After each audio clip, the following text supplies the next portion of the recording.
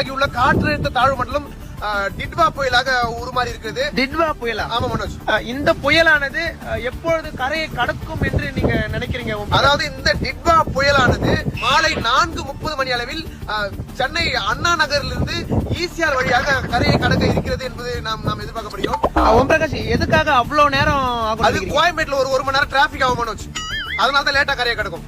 அதாவது நீங்க இருக்கிற இடத்துல சரியாக எந்த அளவிற்கு மழை வருதுன்னு தெரிஞ்சுக்கலாமா ஓம் பிரகாஷ்? அதாவது 5 நிமிஷம் வெளியே கொடை இல்லாம வந்துட்டு அடுத்த நாளே அரசு மருத்துவமனையில் அட்மிட் ஆகலாம் மனோஜ், அந்த அளவுக்கு மழை வருது. நீங்க பேசுறது கேட்கல ஓம் பிரகாஷ். குஞ்சின்னு பேசுறீங்களா? இல்ல நஞ்சின்னு பேசுறேன். காற்று எப்படி வீசுகிறது ஓம் பிரகாஷ்? அதாவது நான் நிற்கும் இடத்தில் காற்று இப்படி வீசுகிறது இப்படி.